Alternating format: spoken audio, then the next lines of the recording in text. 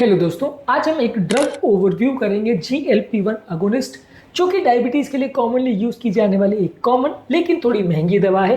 ये दवा के फायदे क्या है, नुकसान क्या है, कहाँ इसका प्रयोग करना चाहिए, किस केसेस में इसको यूज करने से ज्यादा फायदा या किस में ज्यादा नुकसान होगा, ये सारी चीजों को हम डिस्कस करने का प्रयास करेंगे। ये दवा के काम करने का तरीका और इफेक्ट, साइड इफेक्ट्स क्या है, ये सब आपको बताएंगे ताकि इस दवा के बारे में आपको जानकारी मिल जाए और इस दवा के यूजेज को आप समझ सकें। टॉपिक पे जाने से पहले जो लोग हमारे चैनल पर नए हैं, मैं रिक्वेस्ट करूंगा कि चैनल को सब्सक्राइब करें, वीडियोस को लाइक करें, शेयर करें, फॉलो करें, कमेंट करें, पूरा देखें। टॉपिक इंपॉर्टेंट है, इसे एंड तक देखिएगा। चलिए शुरू करते हैं। GLP-1 अगोनिस्ट बेसिकली डायबिटीज के लिए यूज की जाने वाली एक दवा है जो ब्लड शुगर लेवल्स को और भूख को कम करती है।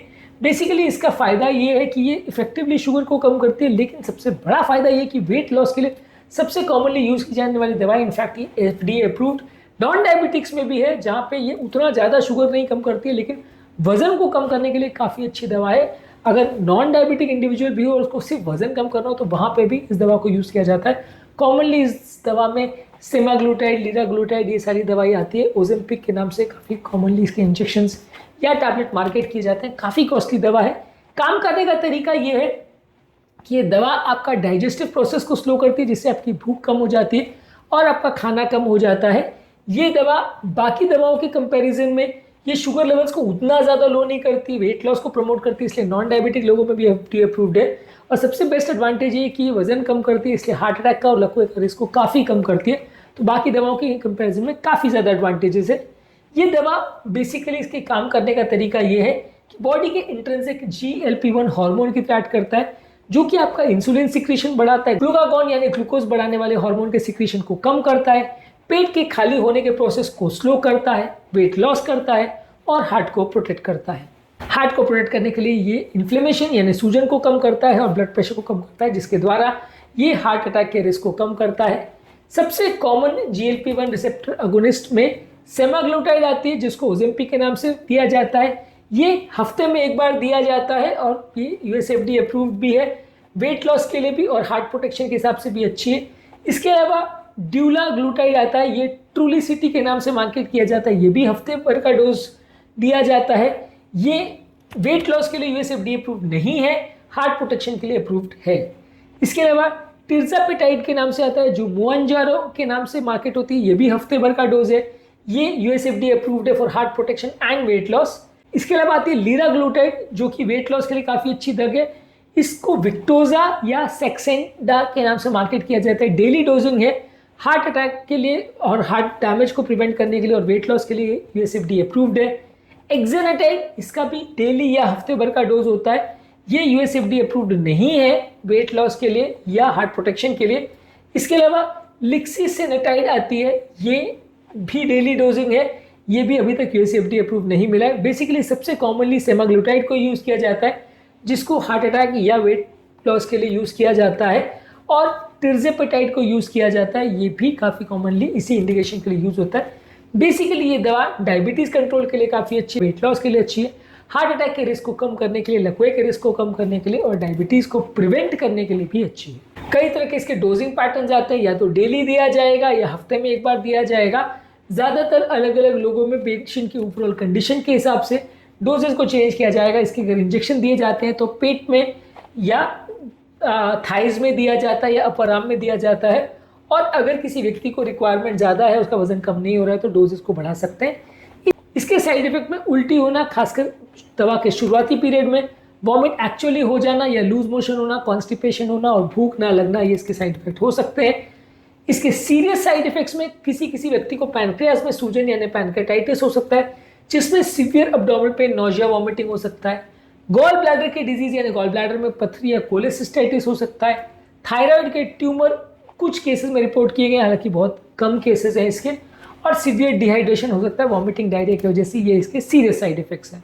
इसीलिए इस तरह की दवाओं को यूज करने से पहले आपको डॉक्टर से एक बार पूछ लेना चाहिए। यदि किसी व्यक्ति को पैनक्रेटाइटिस की हिस्ट्री है, मेडुलरी कार्सिनोमा, थायराइड की हिस्ट्री है, सीवियर गैस्ट्रोइंटेस्टाइनल डिजीज यानी गैस्ट्रोपेरेसिस की हिस्ट्री है और प्रेगनेंसी और ब्रेस्ट फीडिंग वो कर रही है, तो उस तरह के पेशेंट में इस दवा की मनाही है, वहाँ पे इसका प्रयोग नहीं करना चाहिए। बाकी दवाओं से इंटरेक्शन की अगर बात करें तो बाकी दवाओं के साथ लेते हो शुगर लेवल्स कुछ ज़्यादा लो होने का थोड़ा रिस्क रहता है। यदि इसको SGLT2 इनहिबिटर के साथ यूज़ करते हैं तो हार्ट प्रोटेक्शन और किडनी का प्रोटेक्शन सबसे ज़्यादा इसमें मिलता है। बाकी टैबलेट्स के साथ आप इसका प्रयोग अगर कर रहे हैं तो आप ये देख लीजिएगा कि इसमें थोड़ा सा बॉडी में इफेक्ट आने में देर हो सकती है। जैसे पेन किलर्स और एंटीबायोटिक देते हैं तो क्योंकि ये गैस्ट्रिक एम्पटिंग को स्लो करता है तो वो दवा लंबे समय तक पेट में रह सकती है और बॉडी में असर करने में स्लो कम कर सकती है। बेनिफिट सबसे बड़ा क्या है, सबसे इंपॉर्टेंट ये कि 10 से 20% तक बॉडी वेट लॉस हो सकता है, जो कि इसका सबसे बड़ा एडवांटेज है। इसलिए ये कई बार सिर्फ वेट लॉस के लिए भी यूज होती है। ये HbA1c लेवल्स को लो करता है लगभग 1 से 2%। हार्ट के पंपिंग को इम्प्रूव करता है। Once in a week dosing option है जो कि काफ़ी कन्वीनियंट है, क्योंकि कई बार लोग डेली टैबलेट्स दिन में 4-4 बार नहीं लेना चाहते हैं तो हफ्ते में 1 बार ले सकते हैं। और ये शुगर लेवल्स को उतना ज़्यादा लो नहीं करता है, साइड इफेक्ट्स भी उतने नहीं है। तो सबसे डेंजरस साइड इफेक्ट यानी हाइपोग्लाइसीमिया इसके साथ यूजली नहीं होता है। प्रॉब्लम्स क्या है इसके साथ, एक तो ये है कि कॉस्टली है और इन एवरेज अगर किसी व्यक्ति का इंश्योरेंस नहीं हो, खासकर फॉरेन कंट्रीज में, तो उसको यूज़ करना बहुत मुश्किल है। इंश्योरेंस भी इसको कवर करे ऐसा ज़रूरी नहीं है। इसके अलावा इंजेक्शन लगता है, वो भी एक इशू है। कई लोग इंजेक्शन नहीं लेना चाहते हैं, वो लोग टैबलेट लेना चाहते हैं, तो वहाँ ये इंजेक्टेबल है तो वो भी एक प्रॉब्लमैटिक इशू है। कई बार डोज धीरे धीरे करके बढ़ाना पड़ता है। अगर किसी व्यक्ति को पहले शुरुआती पीरियड में इफेक्ट नहीं आ रहा तो धीरे धीरे करके डोज बढ़ाना पड़ता है ताकि उसको नॉजिया वॉमिटिंग नहीं हो। यदि किसी व्यक्ति को कैंसर का प्रॉब्लम है, जैसे थायराइड या पैनक्रेटिक कैंसर का प्रॉब्लम है, तो वहाँ इसका प्रयोग नहीं कर सकते हैं। और उल्टी होना, वॉमिट होना, डायरिया होना इसके साइड इफेक्ट्स में आ सकता है। इसके ऑल्टरनेटिव में आप दूसरे शुगर कम करने वाली दवाइयों का प्रयोग कर सकते हैं या बाकी दवाइयों को इसके साथ में प्रयोग कर सकते हैं। SGLT2 इनहिबिटर्स यानी डेपाग्लिफ्लोजिन, एपाग्लिफ्लोजिन का इसके साथ में प्रयोग करने से सबसे बेस्ट रिजल्ट देखने को मिलते हैं, क्योंकि बॉडी वेट भी अच्छा कम होता है और आपका हार्ट और किडनी को बेनिफिट भी सबसे अच्छा मिलता है। इसके साथ कुछ स्पेशल कंडीशंस है। यदि आप ये दवा ले रहे हो, साथ में एक्सरसाइज कर रहे हो, तो थोड़ा पानी ज़्यादा पीजिए। इससे आपको फ़ायदा होगा कि बॉडी डिहाइड्रेट नहीं होगी। और आप कोशिश करिए कि अगर आपको उल्टी वगैरह नहीं हो रही तो उसी टाइम पे सबसे ज़्यादा एक्सरसाइज करिए, क्योंकि ये दवा से लेने के बाद एक्सरसाइज के बाद आपको उल्टी होना या उल्टी जैसा लग सकता है। तो आप ऐसे टाइम पर ज़्यादा एक्सरसाइज कर सकते हैं जब उल्टी जैसा एहसास ना हो। यदि आप फास्टिंग कर रहे हो तो उस हिसाब से भी अच्छा है, आप अपने फास्टिंग को बढ़ा सकते हो इसके द्वारा। फास्टिंग में आप ऑलरेडी कैलोरीज कट डाउन कर रहे हो, वहाँ पे सबसे बड़ी प्रॉब्लम ये होती है कि भूख लगती है।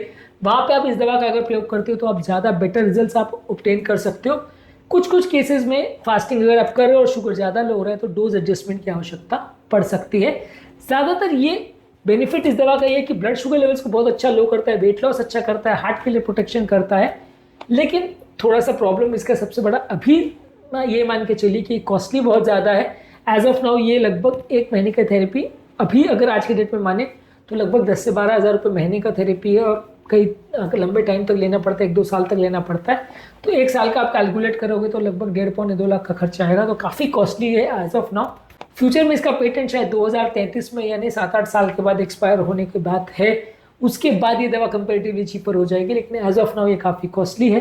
तो ये दवा अभी एज ऑफ नाउ सब पेशेंट में हम यूज़ नहीं कर पाते, अगर कोई पेशेंट अफोर्डिंग हो तो ही यूज़ कर पाते हैं। पर ये दवा एज ऑफ नाउ मान के चलिए कि डायबिटीज़ के पेशेंट्स के लिए जो लॉन्ग टर्म पर्सपेक्टिव हम सोचते हैं कि पेशेंट को प्रोटेक्शन मिले और उसका वजन कम हो, उस हिसाब से ये सबसे बेस्ट दवा है जो डायबिटीज़ को काफ़ी हद तक रिवर्स भी कर सकती है। इसके अलावा डायबिटीज़ की दूसरी मेडिसिन जैसे SGLT2 इनहिबिटर्स, DPP4 इनहिबिटर्स और इंसुलिन पर भी हमने सेपरेट वीडियोज़ किए। इन वीडियोज़ को ज़रूर चेकआउट करें। टॉपिक एंड करने से पहले जो लोग हमारे चैनल पर नए हैं उन्हें रिक्वेस्ट करूँगा कि चैनल को सब्सक्राइब करें, वीडियोज़ को लाइक करें, शेयर करें, फॉलो करें, कमेंट करें, पूरा दें।